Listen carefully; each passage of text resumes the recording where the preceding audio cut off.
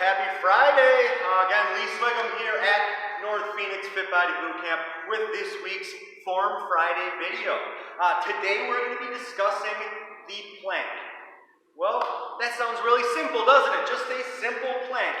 And in all reality, it is not a complex movement. It's not a movement at all. It's a hold. But there are a few things to do to make sure you're getting the most out of the plank and not doing something wrong that could possibly irritate or inflame or even over prolonged incorrect posture and holding injure your low back. Alright, so that's all we're going to talk about today. Now as far as the plank, there really are, let's just talk about the two basic ways to do a plank. One, planking on your hands.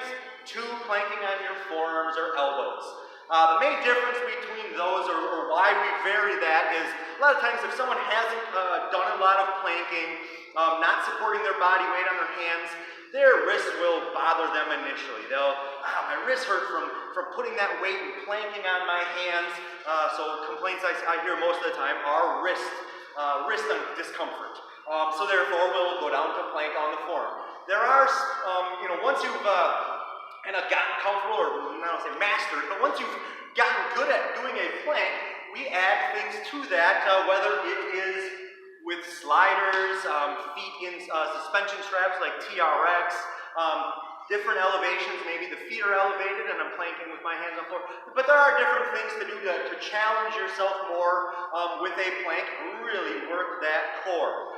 So when you're doing those, whether it's, you'll find sometimes it's easier to be on your hands, sometimes it's easier to be on your forearms. There isn't a huge difference between that. Main thing, again, is taking pressure off the wrist when you're on your forearms. And if you are on your hands, yes, more strain on the wrist, maybe a little bit more usage of the tricep, chest, and shoulders.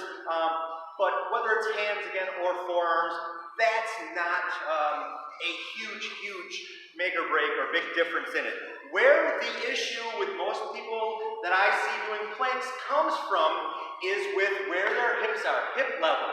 Before I demonstrate, just talking about if you feel pressure or discomfort in your low back, right above your tailbone, in that lumbar area, typically, I'm not saying 100%, but most often, it's because your hips are too low. You're getting strain here.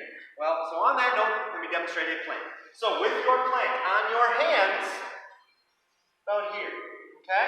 I want to ideally keep my hips right and about the same level as my shoulders, okay?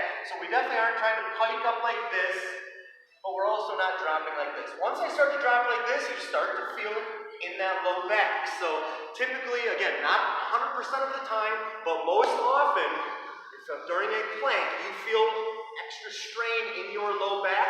Just lift your hips a little bit. That should take that out. The other part of it is suck your belly button in. I want you to think of pulling your belly button in to your spine. Like you're sucking in for a picture or something, but then engage those abs. Okay, so suck it in and engage those abs. That's going to help support the back as well. Okay, so when planking, I'm going to do this one on the forearms. I really want to be about right here. Okay, I can play around a little bit with height, but I'm not doing this, and I'm surely not dropping this low. It doesn't hurt, but it doesn't feel comfortable in my low back. I don't like that. I want to be about right here.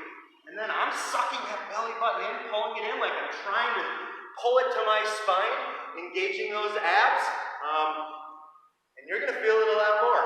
Now, as far as the hip dropping part of it, to me, that's most common when we start adding new motions.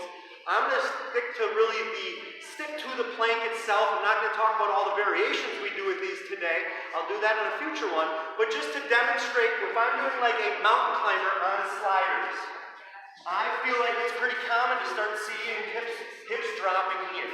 Once we start adding motions, whether it's double knee tucks, alternating knee tucks, lateral movement, I feel like I see a lot of times where we start to drop those hips. Again, you're going to feel that in the low back. We really want to avoid that. And when the hips drop, we really relax here. It's hard to pull those abs in, keep them tight, and then also drop the hips.